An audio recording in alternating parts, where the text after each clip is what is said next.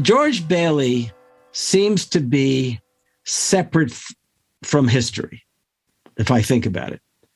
He could have been at any time, you might say.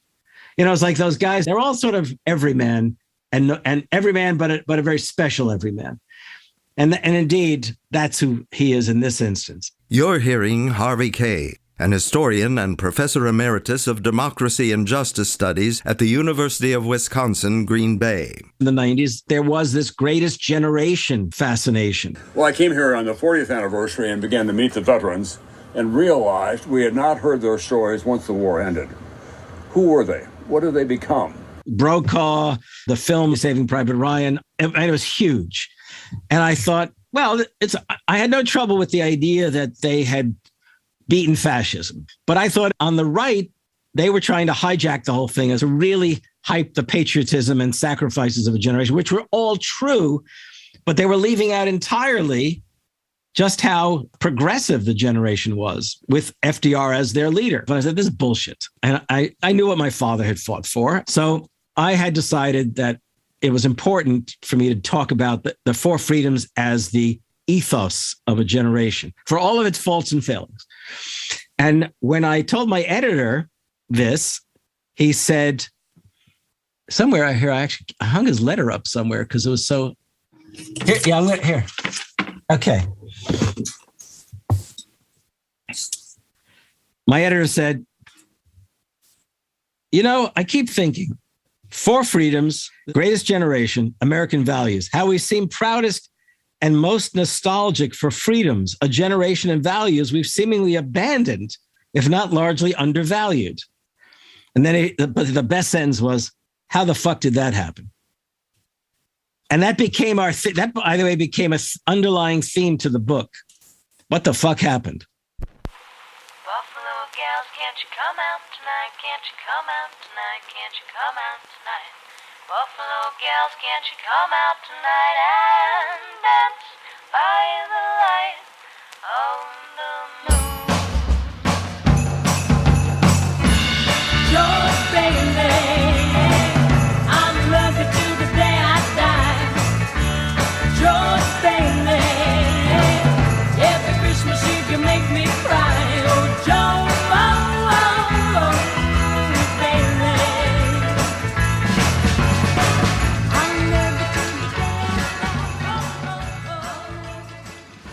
Suppose you've decided what you want to do when you get out of college. Oh, well, you know what I've always talked about. Build things, design new buildings, plan modern cities. All that stuff I've been talking Still about. after that first million before you're 30, huh? No, I'll settle for half that in cash.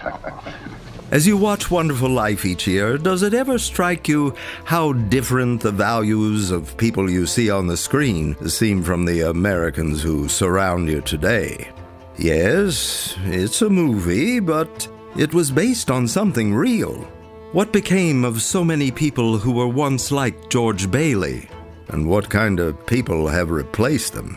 What were the catalysts for this change? Who deserves the credit or the blame? And what has been the effect? It's a story of parents and children, of transformation, of generations. This is a pickle, George. This is a pickle. All right, now what happened? How did it start? Well, how does a thing like this ever start? All I know is the bank called our loan. When? About an hour ago, I handed over all our cash. All of it? Every cent of it, and still was less than we owed them. Holy mackerel! And then I got scared, George, and closed the doors. Well, the whole town's gone crazy. Yeah, hello? George, it's Potter. That's the nature of that generation, right? They are facing some dark circumstances from 1929 to 1945, right? That is an incredible amount of time. That's 16 years of nonstop sacrifice, work, despair, crushed hopes, the lack of the economic despair, the rise of fascism, the draft, the war, all of that just grinds on for so long. It is beyond imagination, I think, for us today to think about the kind of crucible that generation was forged in. This is Jefferson Cowie, historian, author, and film buff. This is a dark-ass movie. you can see people flipping either direction, right? They're in struggles with their very nature of their souls. Get me back. I don't care what happens to me. Get me back to my wife and kids. Help me, Clarence, please. Please. I want to live again. I want to live again. I want to live again. Please, God, let me live again.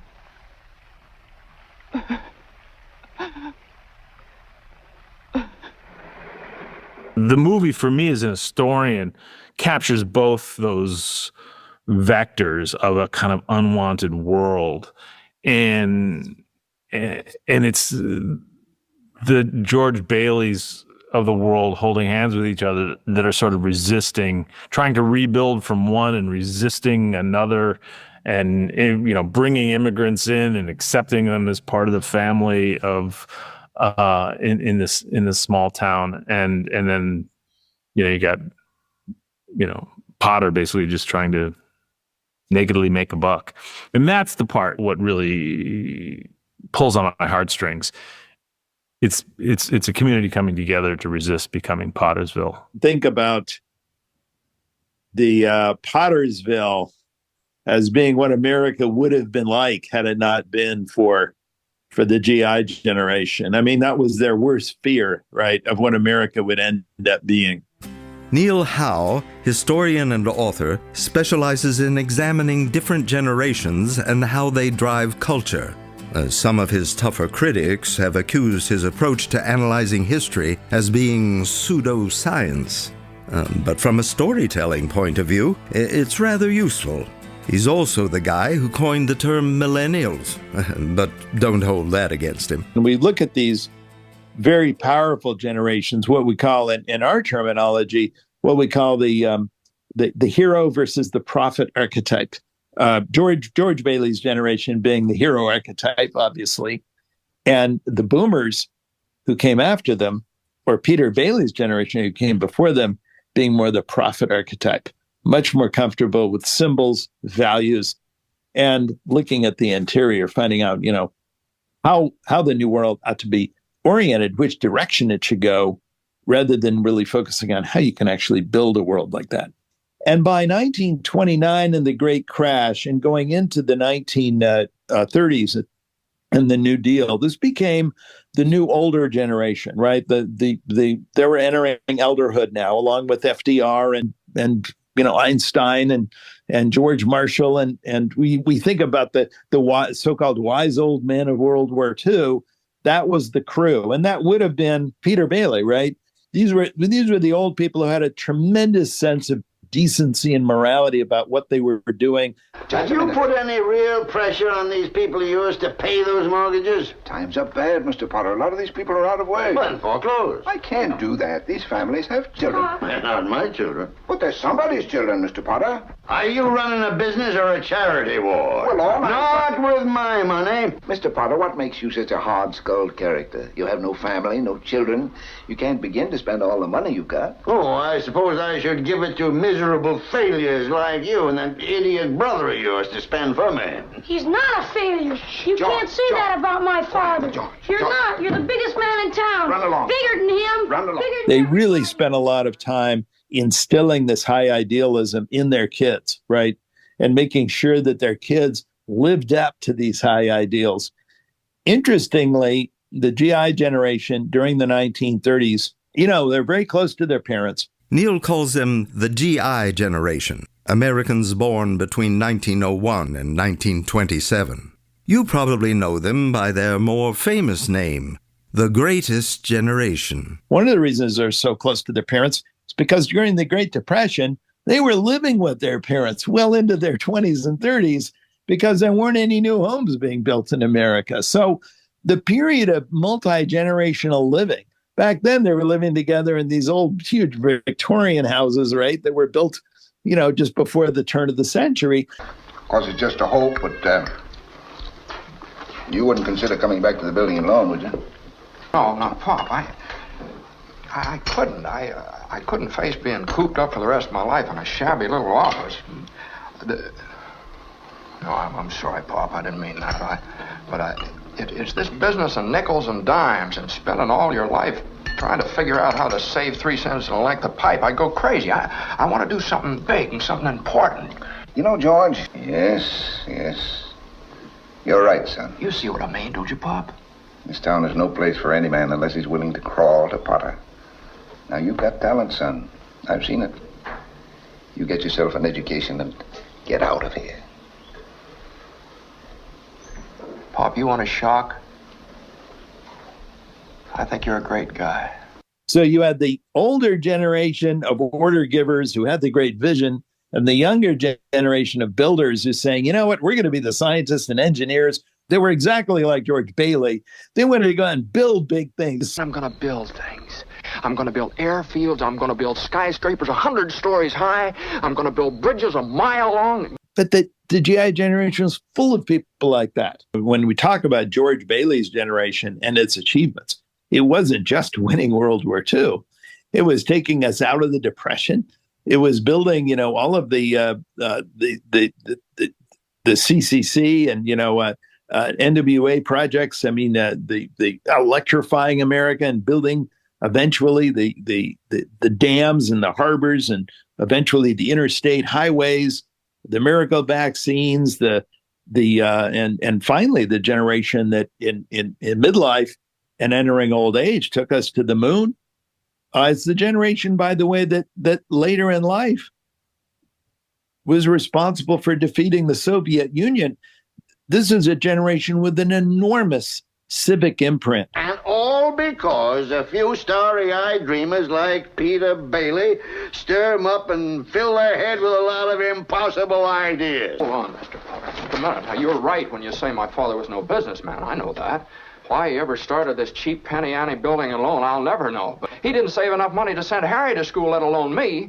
But he did help a few people get out of your slums, Mr. Potter. And what's wrong with that? That was a fabulous line. I loved it. That is the most telling line in the whole fucking movie. The speech is unbelievably beautiful in a very direct political sense. It's just a classic scene. Keep in mind, I worked on Wall Street. I worked for Lloyd's Bank International. And at a certain point, I had to decide, money? Or do I really want to go do a PhD? And I chose the PhD. Harvey Kaye wrote several books about Franklin Delano Roosevelt, the president over much of George Bailey's young adulthood. Most called him FDR. It's the summer of 1928 when George delivers his speech in defense of his recently departed father, convincing the board of directors to save the building and loan, and inspiring millions more like you every year thereafter, thanks to the movie Wonderful Life. Shortly after George's speech that October, FDR begins traveling all over George's home state of New York, running for governor. He wins, and 4 years later, he wins again, becoming President Roosevelt. Don't look now, but there's something funny going on over there at the bank, George. I've never really seen one, but that's got all the earmarks of being a run. Now, we can get through this thing all right. We've got to stick together, though. We've got to have faith in each other. That bank run really happened in George's universe and yours, part of a month-long run during Herbert Hoover's final days in office. Weeks later, FDR, now at the White House, announces a bank holiday and turns to the radio to ask Americans to have faith. More than half who are holding their cash return it to the bank within 2 weeks. And the largest ever one-day percentage price increase on Wall Street follows. It's FDR, ultimately, not George, that saves the building and loan. We had to struggle with the old enemies of peace, business and financial monopoly, speculation, reckless banking, class antagonism, sectionalism, war profiteering. They had begun to consider the government of the United States as a mere appendage to their own affairs. Harvey sees much in George's speeches to Potter that point to inspiration from those of FDR. You're hearing one of them in 1936, before a crowd in New York City's Madison Square Garden. And we know now that government by organized money is just as dangerous as government by organized mob.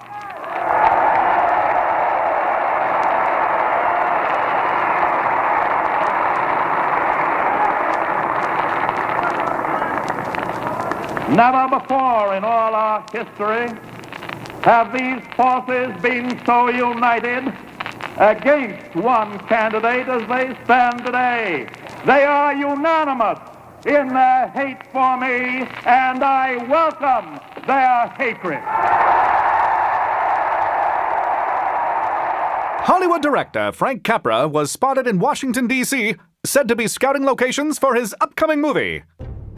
I think after seeing FDR in Washington, human to human, face to face, he came away realizing that this was a politician with this kind of rare level of conviction and charisma that really impressed him. Meet Mark Harris, who became intimately familiar with the story of Wonderful Life director Frank Capra while writing his book, Five Came Back, about Frank's and 4 other Hollywood directors' experiences in the World War. You'll hear more from Mark in a future episode. It was during his research that he learned of a trip to America's capital by Frank during pre-production on another of his movies destined to become a classic. Also starring Jimmy Stewart, Mr. Smith Goes to Washington. Frank's visit takes place 2 years after the FDR speech you just heard in 1938, while writer Philip Van Doren Stern is dreaming up the premise of Wonderful Life. While there, he attends a press conference inside the Oval Office. There, Frank Capra meets Franklin Roosevelt and experiences a mysterious conversion of sorts.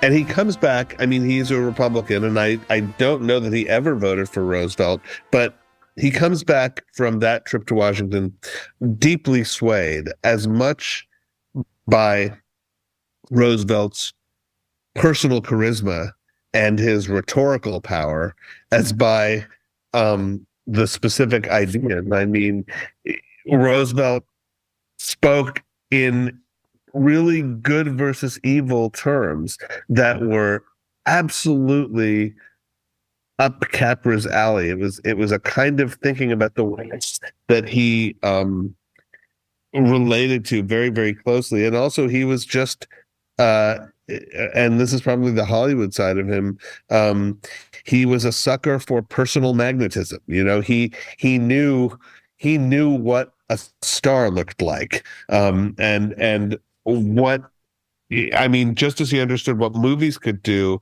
to rouse a great number of people to emotion and fervor. For there is nothing mysterious about the foundations of a healthy and strong democracy.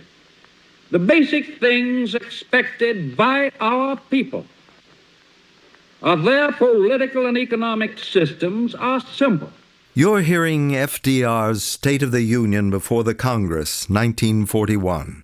As Americans listen to their radios, FDR seeks to provide some meaning for the fight against far right-wing fascists overseas that he believes they are about to embark on, as well as the fight for the health of working people that they had already been waging for many years. His visionary goals become known as the 4 freedoms. They are equality of opportunity for youth and for others, jobs for those who can work, security for those who need it, the ending of special privilege for the few, the preservation of civil liberties for all, the enjoyment of the fruits of scientific progress in a wider and constantly rising standard of living. Every time he gives one of these major speeches, he feels empowered by the very folks that he has helped empower. Harvey again.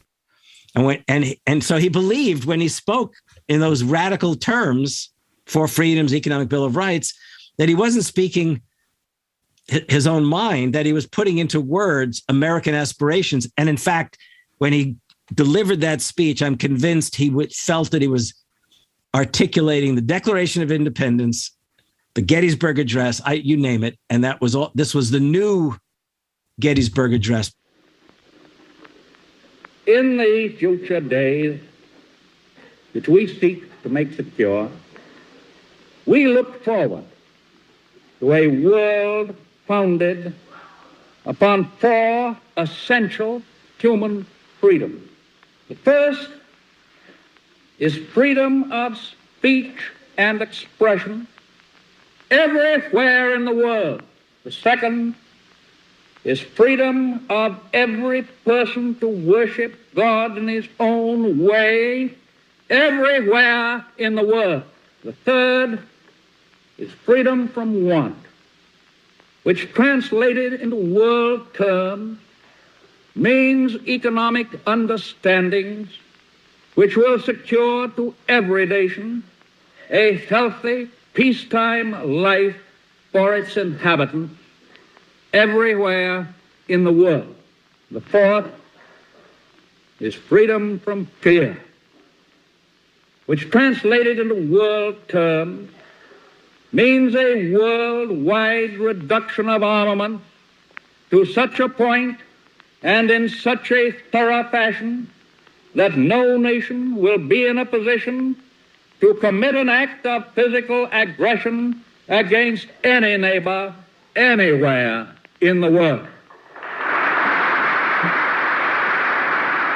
This is the introduction to the book, The Fight for the Four Freedoms, What Made FDR and the Greatest Generation Truly Great. We need to remember what conservatives have never wanted us to remember and what liberals have all too often forgotten. We need to remember who we are. We need to remember that we are the children and grandchildren of the men and women who rescued the United States from economic destruction in the Great Depression and defended it against fascism and imperialism in the Second World War. We need to remember that we are the children and grandchildren of the men and women who not only saved the nation from economic ruin and political oblivion, but also turned it into the strongest and most prosperous country on earth. And most of all, we need to remember that we are the children and grandchildren of the men and women who accomplished all of that in the face of powerful, conservative, reactionary, and corporate opposition. That is no vision of a distant millennium. It is a definite basis for a kind of world attainable in our own time and generation. Bills. Oh, look at this. She's got a receipt in here from 1957.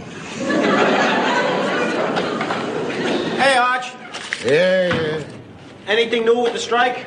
It's getting older, that's what's new. It's the summer of 1974. 33 years since FDR gave his Four Freedoms speech. That's about as much time as has passed for you since Ronald Reagan left the White House. Inside CBS Television City in Los Angeles, the cast of the most watched television show in America, All in the Family, taped their season premiere.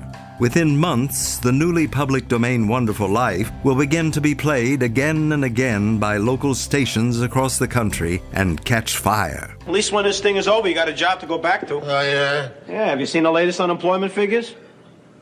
I'm looking at an unemployment figure right now. Wait a minute. I'm doing the best I can. I'm working. Oh, yeah, gee, I forgot. You got a job, $22 a week. Ain't that great? And Gloria's working, too. And your mother-in-law's working, too. Between all three of you, you're making enough money to keep us just a little behind. It's such an incredible year for this film to drop. Jefferson Cowie again.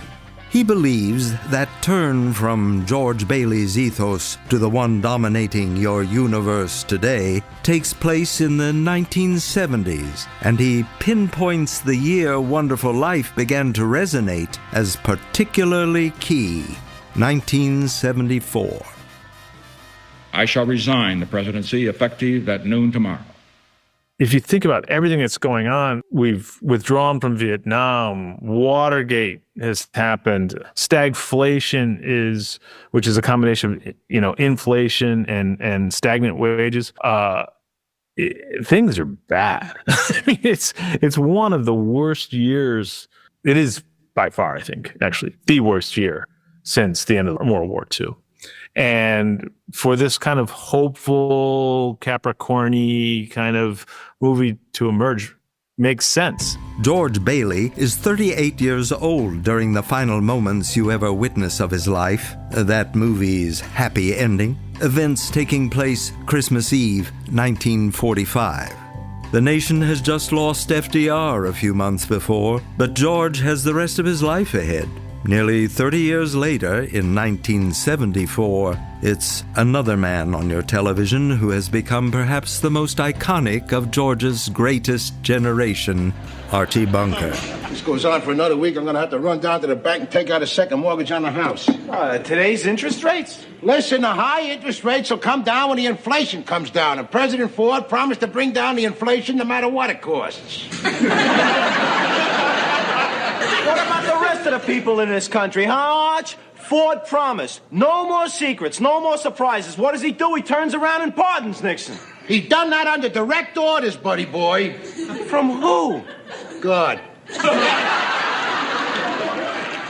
Archie Bunker emerges on CBS in 1970 as part of this new show, All in the Family. And it actually begins with him railing against the civil rights movement, against the liberal preaching in the church, against all the topical issues of the late 60s and 1970s. And he is forced to live with Mike, his meathead son-in-law, who is trying to go to school to be a social worker or something like that. And this is all beyond Archie's frame of reference because he's a dock worker and he believes in, good old-fashioned values. So essentially what America's watching in All in the Family is the beginning of the culture wars. And the opening riff of the theme song is all about nostalgia. Boy, the way Glenn Miller played.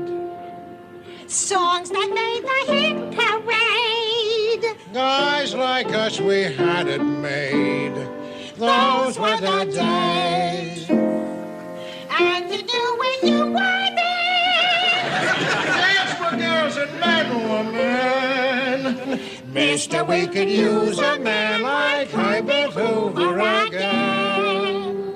The invocation of Herbert Hoover obviously is supposed to harken back to an age before the New Deal. What people like Mr. Potter want is to turn back the clock on the New Deal, get back to the 1920s before all of that redistribution and regulation and stuff like that. Essentially, before the 1930s, you have an era of unregulated, greedy capitalism. And after, you have this sort of unregulated era of greedy capitalism. And in between, you have this fairly robust era of shared wealth that is unlike any other time in American history. And so the great disappointment of the GI generation is that they remembered being so close to their own parents. Neil Howe again. Right? Just like George Bailey was so close to his parents. They were so close to their own parents, but they were so distant from their own kids. Zuzu, my little ginger snap, how do you feel? Fine. We were really busy today, too. And I like it that way, because when you're busy, the time goes by really fast, and before you know it, it's time to come home. This is Gloria Stivic, Archie Bunker's daughter, played by Sally Struthers, the actor born just 7 years after George Bailey's daughter, Zuzu. As often happens when children grow up, Gloria's relationship with her father, Archie, has become complicated. Can't we talk about something else but busy? What's the matter with you? I just don't want to talk about busy, that's all. Okay, sure. Daddy, what would you like to talk about? Anything. You never want to talk about anything anymore. I think he's right. Why don't we talk about something else, huh? Yeah, control your wife, huh? As extraordinary as this generation was civically, it was a difficult generation to get along with in other respects. Going into Vietnam and managing Vietnam, and they did a terrible job of it. And they certainly did absolutely nothing to inspire the young to follow them. Utterly unlike the elders of the 1930s inspired the young GIs. And it led to this tremendous rift between the two, an angry rift between these generations. So I think you would have said that George Bailey's generation took Peter Bailey's vision and actually made it work on a nationwide scale, right? And you could say that boomers came along and, well, they saw that, once you look at what George Bailey's generation did, and now is completely in place, by the mid-1960s, you could say that boomers kind of took that and they kind of changed that. There's an inevitable almost conversation back and forth between generations as you go along. So what about the boomers? They got the hope, they got the resources, they got the money, they got the consumerism. Jefferson Cowie again. Then they went to college and realized they were oppressed. Maybe they weren't oppressed like the people in the 30s were, but they were repressed in terms of their latitude for emotional, psychic exploration, fulfillment, democracy, real democracy, not that kind of vote once every 4 years democracy, but a democratic culture. And that led to a search for a sort of liberation. I think the ultimate irony of what a lot of those people found, even though they expressed it collectively against the war or collectively against Jim Crow, is that it had this individualism at the core. It had this kind of somewhat toxic individualism that melded pretty readily with the free market thinking, the Milton Friedman logic. We're not just about New Deal, liberal, collective economic reasoning. We want to be free. And a lot of those boomers actually predicated their logic on the idea that much of that post-war structure would continue. And they got caught when it didn't. But I think you can see that kind of search for individual freedom, emancipation amongst the kind of progressive wing of the boomers melding quite readily with a kind of free market capitalism. And that synthesis creates what we call the yuppie in the 1980s. Apple shares are just getting hammered this morning. Let's talk about the speed with which we are watching this market deteriorate. We're down over 16%. Dow at the same time has fallen about 18%. The stock market is now down 21%. Because we're now down 43%. What in the world is happening on Wall Street? It was the worst day on Wall Street since the crash of 1987. This is an extraordinary period for America's economy. Over the past few weeks, many Americans have felt anxiety about their finances and their future. Major financial institutions have teetered on the edge of collapse, and some have failed. As uncertainty has grown, many banks have restricted lending. Credit markets have frozen, and families and businesses have found it harder to borrow money. We are in the midst of a serious financial crisis. Our entire economy is in danger. We are jumping 34 years forward since Wonderful Life became embraced as your movie in 1974. The children of George Bailey's generation are no longer young adults, but have taken and held the reins of power from their greatest generation parents for a little over 2 decades. Their children, the millennials, are entering their young adulthoods, and a man-made crisis that will affect so many of them appears. My daughter was born in 2007, so I was a young mom. Sarah Kendzior was born at the tail end of Generation X and the front end of the millennials. A young working journalist when the Great Recession hits. And then we had another kid, but there was a point in 2015 where my husband had lost his job. And, one of my kids is in elementary school. The other one I was basically taking care of while writing on the side, doing all of this, freelance journalism, basically around his nap schedule. And so, my husband was working 2 minimum wage jobs, so trying to find a full-time job. And thankfully he eventually did, but we didn't have health insurance. And it was just so hard. And the feeling of we did everything right. We really did. We did all the things you were supposed to do. You were supposed to go to college. You're supposed to work hard. You're supposed to be an honest person. And it just didn't matter for us. And at the same time this is happening, my friends were all unemployed or just doing side hustle economies. We knew no one at that point with a steady job. Have a hectic day? Oh, yeah. Another big red letter day for the Baileys. Daddy, the Browns next door have a new car. You should see it. Oh, what's the matter with our car? Isn't it good enough for you? Yes, Daddy. When I watched It's a Wonderful Life and I see George Bailey, as a family man, trying to hold himself together, but really trying to hold his family together.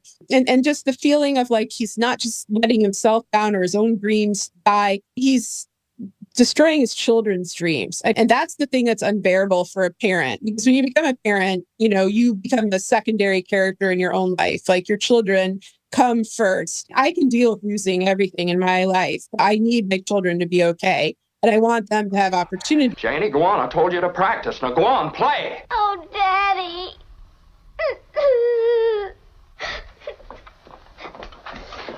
George, why must you torture the children? Why don't you... Mary. And she, at one point just bursts into tears and is like, Daddy. And, like she doesn't recognize him because she doesn't recognize him. And it's this very jarring moment, I think for a child, when you realize, your parent is a human being and your parent is suffering and struggling and you don't quite understand why. And this is one of the few movies that really showcases those feelings in such a raw and direct way. There are people that are leading quiet lives and trying to do the right thing and trying to, take care of their families and, work hard at their jobs, and they're getting screwed over. I think it's very common. There still is a stigma, I think, to expressing pain about the situation. And soon, another man-made turn of events that will preoccupy the energies of the millennial generation for years. Despite nearly all national polls showing him behind before the voting started, Donald Trump is now President-elect Trump. After baby boomer Donald Trump, the landlord, is elected president, many Gen Xers and millennials are asking how exactly that happened. One answer they see is the baby boomers. Their vote goes 53% for Trump and only 45% against. Sarah Kendzior, who held a doctorate in anthropology from her studies on authoritarianism in Central Asian states, had predicted this outcome very early. Many begin to turn to her for answers after the election. One thing that happens when a country is betrayed repeatedly, and we had this with the aftermath of 9/11, also the financial crisis in 2008, and then they're waiting for accountability. They're waiting for somebody to stand up for them, and nobody does. And I think they start to side with power. I have two choices. I could, be steamrolled yet again, or, if people are out to get me, if they're out to harm me, I'm going to be on the side that harms people, because I'm going to be on the side with power, and power is what will protect me and my family. And there's a sense of like every man for himself.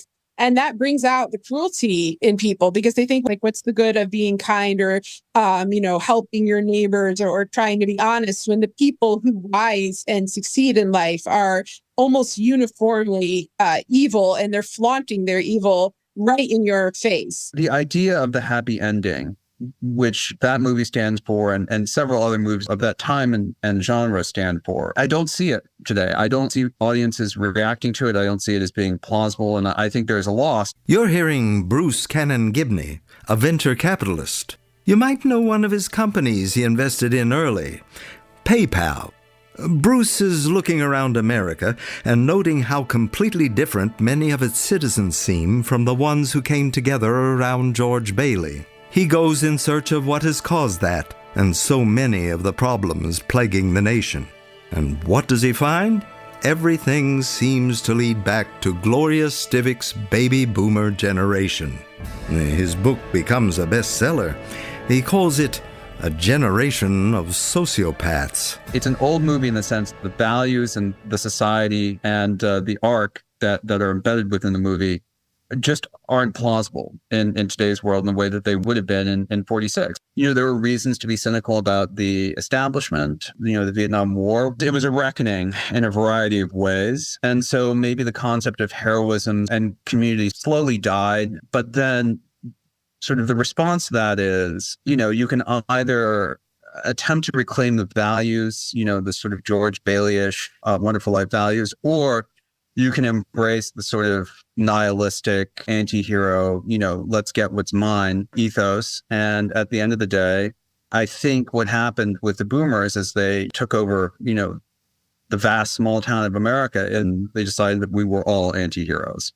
And that, sort of heroism was cheesy, corny, implausible, which is an odd thing, right, for a generation that, is so associated with the idealism of the 1960s. But if you dig into the statistics and you push past the sort of self-serving branding about the 1960s, what you discover is, in fact, the idealism was never that widely shared. The angel sort of symbolizes this ability, right, of a force beyond ourselves to like step in and intervene, whether that be government or the church or, one's community or one's family, who knows?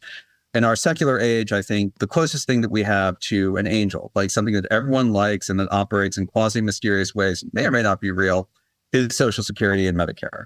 So the median boomer dies in 2032. And not coincidentally, that's when Social Security basically keels over. A series of compromises and deals were made to keep it solvent for as long as the boomers were alive. And I want to emphasize, this is not a conspiracy theory. My whole theory about the boomers, which is that they've distorted the policies and the culture of the United States in ways that serve their immediate interests. When I started the book, what struck me in the mid-2010s was, my entire professional career had been spent in some kind of boom, some kind of bust, recession, recovery, what have you, from the dot-com crash / 9/11 all the way forward. And that continues, unfortunately, right to this day.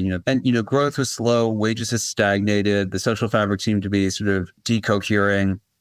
And I sort of wondered why that was the case. And having a finance background, my immediate inclination was to figure out who had benefited from the policies that had so sort of distorted the markets in our society and had resulted in this series of sort of rolling catastrophes. And, everything pointed back to the boomers. I looked at median sort of household income and average household income over time. And then I started doing sort of cohort decomposition, just looking at who was making what and when. And it really struck me that there was one group of people, however you sliced it, the one group that seemed to be doing pretty well was the boomers. And then I thought, well, okay, how can this be true? How can you get 70 million Americans to agree on anything? They really just did have the social cohesion around these age-linked programs to do it. And they kept electing themselves to office. So since the 1990s, 92, well, technically January 93, we've had a boomer president. I think it's relatively clear that we're going to have one through 2028. If Congress is an outright majority, and in some cases, an outright supermajority were boomers. And so they really sort of controlled all the levers of power. And they dominated, sort of public discourse. They dominated the cultural discourse, and they were interesting for that reason. And we live in a world that they made. And unfortunately, we will continue living in that world. If you look at the things that the boomers have done, the things that have caused the United States to fracture and stagnate in so many ways, greed, a lack of planning for the future, a lack of empathy for others, they're all indicia of sociopathic behavior. The dominant theme for the boomers as a political generation, not as individuals, like they're not monsters necessarily on a day-to-day basis, but, as a political generation, they are sociopathic. They want what they want, regardless of the cost to others or even sometimes to their own future. I'm taking you back a bit now, 4 years before the Great Recession to 2004. You've been lazy. You've been nothing but trouble. Michael, Yes, sir. You're fired. Trump, the landlord, takes on a new job as reality TV game show host for NBC. The network that, as you know, holds the exclusive television license for Wonderful Life. What The Apprentice did, and this is true of other reality TV shows at the time, was use humiliation as a form of control and make it seem normal. Sarah again. So we're in the midst of this horrible recession, the worst recession since the Great Depression, and people are getting off watching other people get fired on TV. And I think it's because it provided this sort of sick relief from their reality where they were being fired or people they knew were being fired. They could kind of watch like a quote villain, someone who was quote unquote deserving, get fired by Donald Trump, and maybe it felt cathartic to have the person being fired for once not be you. But I think it's the cruelty of these reality TV shows, where there's always a loser who everybody's talking behind their back and voting against them. It's kind of like a middle school nightmare, but it brought Americans back into this mentality. I think our politics are reflective of it now. It's, horse race kind of view of life, the way people quantify their social media accounts, where it's so important to just get attention. They view everything in terms of winning instead of, having a meaningful exchange or whatnot. We are taught to see ourselves as failures if we don't rise to the top in the system. We're taught to internalize systemic failures as our own, institutional failures as our own. And it's not our fault. And we're also taught to devalue, the small acts of kindness and generosity that we display in our lives. We're taught that those don't mean as much as a paycheck. There were so many exit ramps off this Rodell, and they decided to not take them. And I think it goes beyond greed, because crossing that bridge, where Gordon Gekko was created, he was supposed to be the villain, and then all these yuppies embraced him as their hero. And they realized having a off-putting, obnoxious, cruel persona could be more beneficial, and having a persona that, maybe exemplified values you once wanted to live by. Good evening. I'm here tonight to announce my intention to seek the Republican nomination for President of the United States. 1979. It's a matter of months since the New Yorker article about the Wonderful Life party from episode 1 has begun raising that movie's profile with all of you. And since Robin Williams taped his show's early take on the movie's premise. We're looking inside an office at Ronald Reagan, the actor, as he records what will prove a pivotal moment of history. Among his favorite movies, he often proclaims, is Wonderful Life. He is a member of the greatest generation, ultimately perhaps its most impactful. His philosophy will heavily influence the baby boomers. In the 34 years since the end of World War II, the federal government has cynically told us that high taxes on business will in some way solve the problem and allow the average taxpayer to pay less. Well, business is not a taxpayer. It is a tax collector. Business has to pass its tax burden on to the customer as part of the cost of doing business. You and I pay the taxes imposed on business every time we go to the store. I want you to manage my affairs, run my properties. You wouldn't mind living in the nicest house in town? Buying your wife a lot of fine clothes, a couple of business trips to New York a year, maybe once in a while Europe. You wouldn't mind that, would you, George? Would I? Holy mackerel. I wonder if it'd be possible for you to give me 24 hours to think it over. Sure. You go on home and talk about it to your wife. I'd like to do that. Yeah, then in the meantime, I'll draw up the papers. All right, sir. Okay, George? No, wait a minute here. Wait a minute. I don't need 24 hours. I don't have to talk to anybody. I know right now. And the answer's no. Doggone it. You sit around here and you spin your little webs and you think the whole world revolves around you and your money. Well, it doesn't, Mr. Potter. In the whole vast configuration of things, I'd say you were nothing but a scurvy little spider. George Bailey actually represented the mainstream flow of the American business tradition. Potter is a pathological deviation from this all-American mean, in which, yes, you can go out and make money and you can, want to do well for yourself and for your company and for your employees. And you can do that without harming anyone in an egregious way. You remember Gary Camilla from an earlier episode, the man who argued that Potter ultimately won. It's very attractive, the idea that you can be as greedy and ruthless as you want, and that's all for the greater good. That's been essentially the pitch of the Republican Party and its economic platform for since Reagan, and it's been very effective for very obvious reasons. It allows you to literally have your cake and eat it too. It's a brilliant move. Dangerous but brilliant. I think the sense of the greed is good ethos. There's certain big cultural markers, that whole sort of Wall Street, Gordon Gekko era. The point is, ladies and gentlemen, that greed, for lack of a better word, is good. Greed is right. Greed works.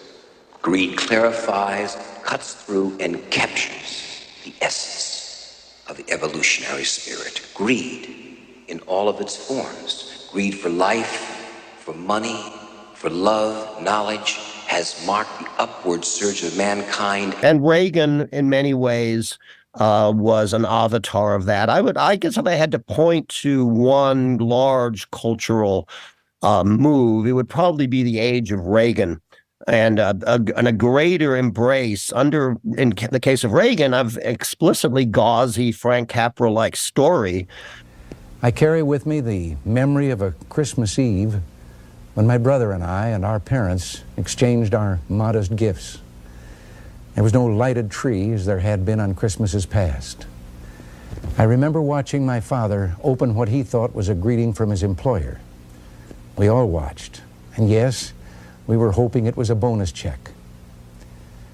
It was noticed that he no longer had a job. So I think to the degree that it's Mr. Potter's politics wrapped up in George Bailey's smile is probably not too far from the truth, because there's not very many people, I think, who could have sold the policy messages that Reagan had besides Ronald Reagan. Jefferson Cowie. Reagan, he has this kind of avuncular, aw shucks kind of persona. He's funny.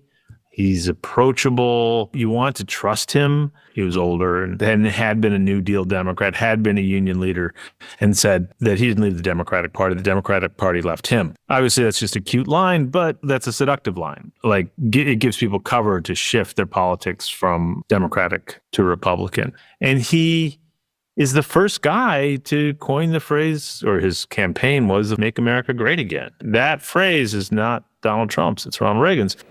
For those who've abandoned hope, we'll restore hope and we'll welcome them into a great national crusade to make America great again.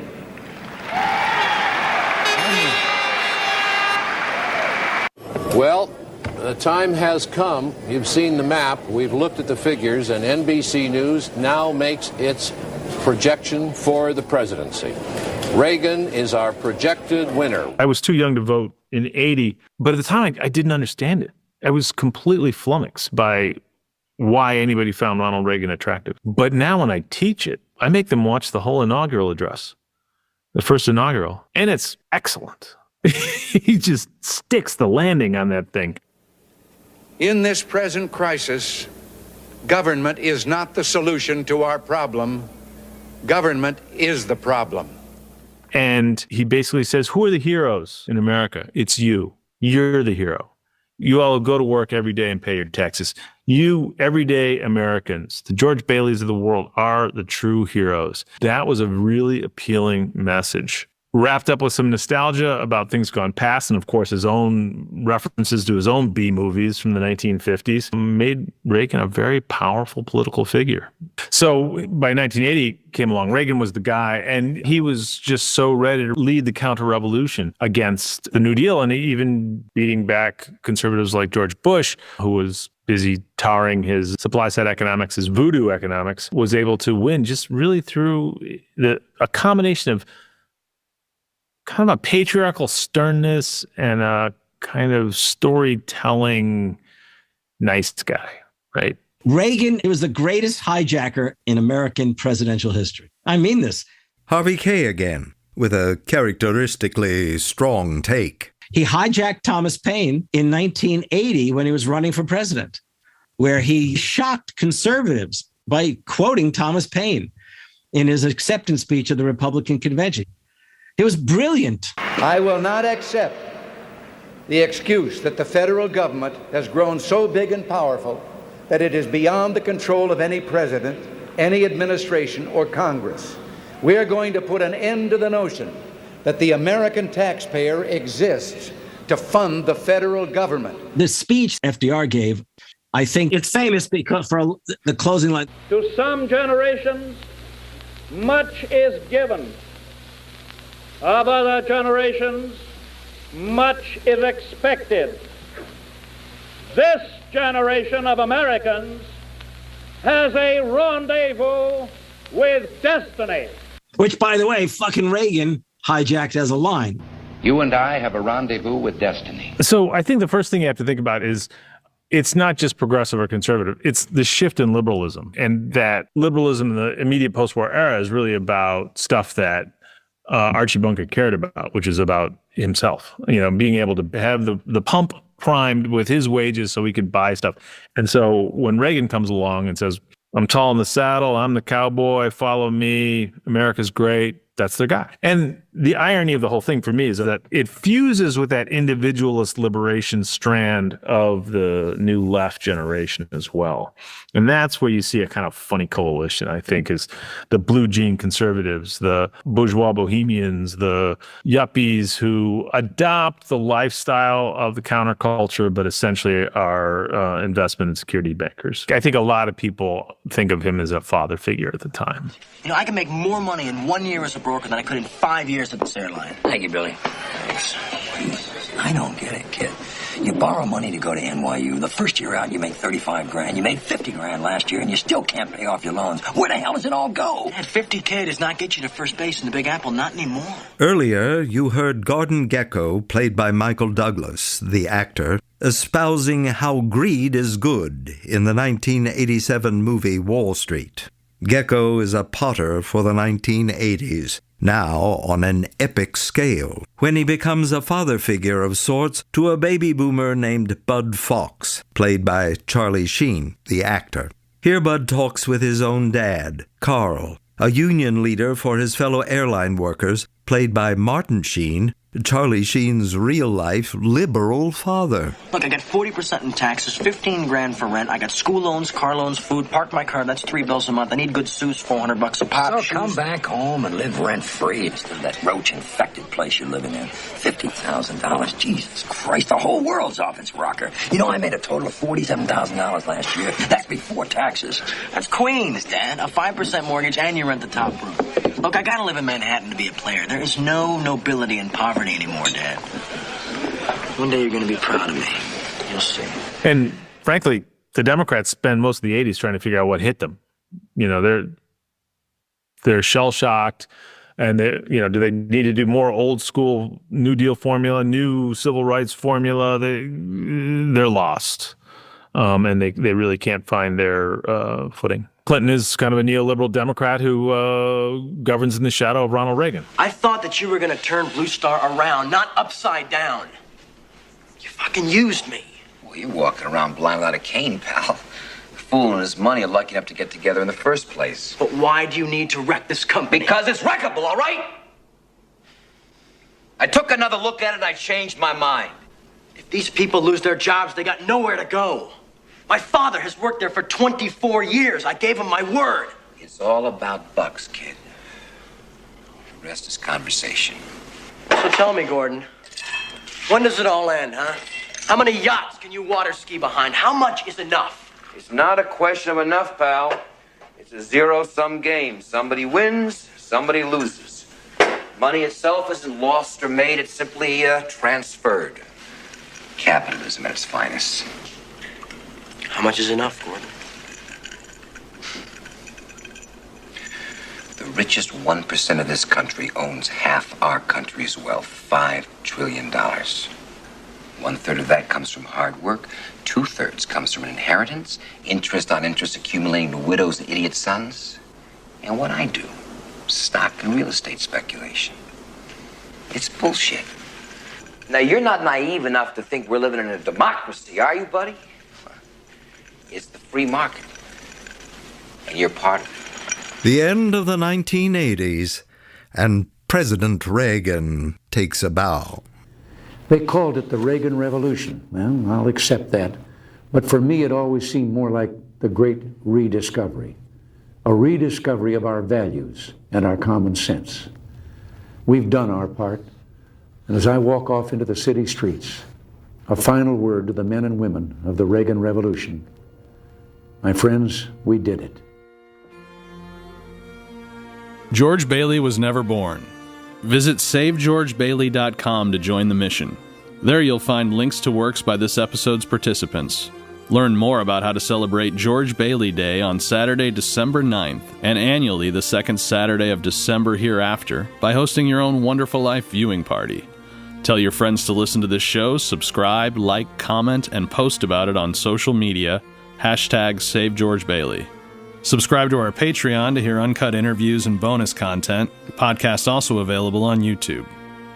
iHeartMedia presents a iHeartMedia co-production in association with True Stories.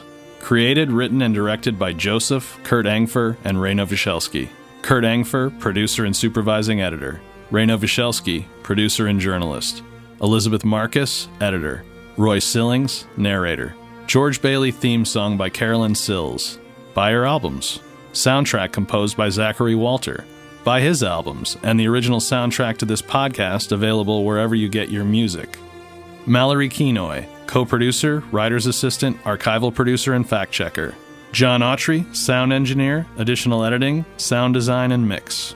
Executive producers, Dave Cassidy, Kurt Engfer, Lindsay Hoffman and Beth Ann Macaluso for iHeartMedia, John Duffy for **, Ruth Vaca for True Stories, Ray Novoselsky for ** and True Stories. Elizabeth Hankuch, associate producer. Brandon Lavoie and Ryan Pennington, consulting producers. Keith Sklar, contract legal. Peter Yazzie, copyright and fair use legal. Maddie Akers, archival specialist. Ron Kadish and Benji Michaels, publicists. Kavya Santhanam and Marley Weaver, marketing and promotions. Art and web design by Aaron Kim. Interns were Kyra Gray, Emma Ramirez, Eva Stewart, and Taya Wilson. Podcast license for Philip Van Doren Stern's The Greatest Gift provided by The Greatest Gift Corporation. Their attorney is Kevin Koloff. Recorded at David Weber's Airtime Studios in Bloomington, Indiana. This episode featured, in chronological order, Harvey Kaye, Jefferson Cowie, Neil Howe, Mark Harris, Sarah Kenzier, Bruce Cannon Gibney, Gary Kamiya, several American presidents, the cast of Wonderful Life, All in the Family, and Wall Street, and the brief voices, music, and artistry of news media professionals via clips used under the still existing legal doctrine of fair use. The Potters are working on that one, though. The voice of the Hollywood news reporter was played by M.L. Rutledge, stating words not based on anything in particular, but drawn from never-found reporting on Frank Capra's high-profile visit to D.C. for pre-production on Mr. Smith Goes to Washington. Some research for this episode was drawn from the work of Michael Willian for his book The Essential It's a Wonderful Life. Go to *media.com to hear our other limited-run podcasts, Who is Rich Blee? After the Uprising, with a bold new season in St. Louis coming summer 2024, and Origins, Birth of a Pandemic. And subscribe to True Stories' new weekly, Everybody Has a Podcast, with Ruth and Ray. If you are feeling like you're on the bridge, please call the AFSP's Suicide and Crisis Lifeline by dialing 988 into your phone, or contact the crisis text line by texting 741-741. Consider donating to or volunteering with AFSP or your local Habitat for Humanity, and make George Bailey proud. We're not affiliated with them, though. Copyright 2023 *Inc.